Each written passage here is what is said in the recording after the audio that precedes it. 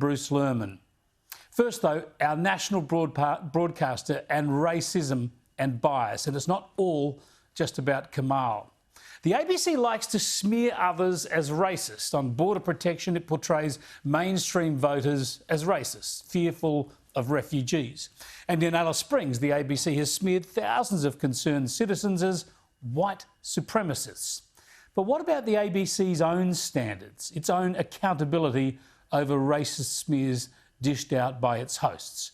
This, of course, is the story of how the ABC smeared Kamal, a great Australian loved by so many people, and they failed to apologise to him. Now, Kamal has been an icon of popular entertainment in this country for decades. He's never taken himself too seriously, always up for a bit of self-deprecation, including over this signature line. It's a simple question I've been asking for the last nearly 30 years. Why are people so unkind? Yeah, well, someone was unkind to Kamal for real. He was smeared by ABC radio host Phillip Adams.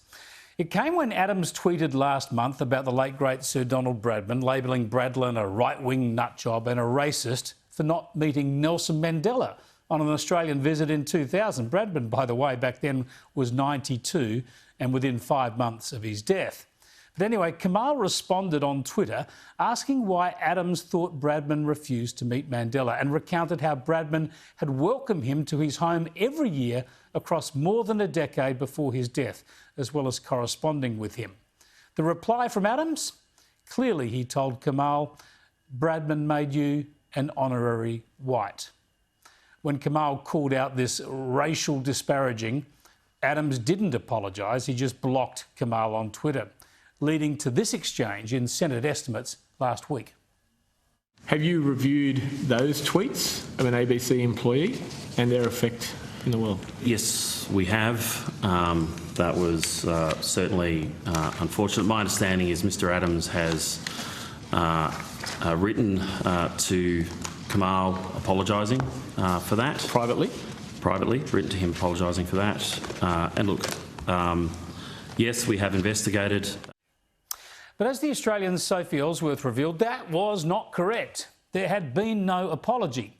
So last week, Kamal wrote to the ABC Managing Director saying, let me clarify, the only action that Adams has taken to date in dealing with this issue is to block me on Twitter and double down on his initial slur in which he referred to me as an honorary white. I have received absolutely nothing by way of an apology from Adams or his employer, the ABC. Since then, the ABC Managing Director has contacted Kamal and Adams has issued a faux apology by email. It pains me deeply that you believe I've been both unkind and cruel to you, Adams said. This stems from a misunderstanding about that tweet, intended as a rebuke to Bradman, not to you. I regret that my words have been misunderstood and that they have caused you unhappiness.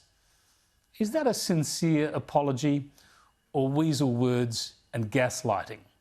Here's Kamal just last hour with Andrew Bolt. And he doesn't seem man enough to face up to it and to simply apologise on air. I mean, meaning he is sending me a private letter to apologise something he did. He humiliated me, insulted me publicly. And fair enough there. I think any fair-minded Australian would be on Team Kamal for this one. Why indeed are people so unkind? But this also raises another important question. That is whether or not the ABC and its Managing Director are on top of their brief. Last week we showed you that Anderson admitted he still had no idea who authorised that now infamous ABC News report that falsely portrayed an Alice Springs community meeting as a haven for white supremacists. And then in this Kamal episode, he's potentially misled Parliament by saying his presenter had privately apologised when that was not the case.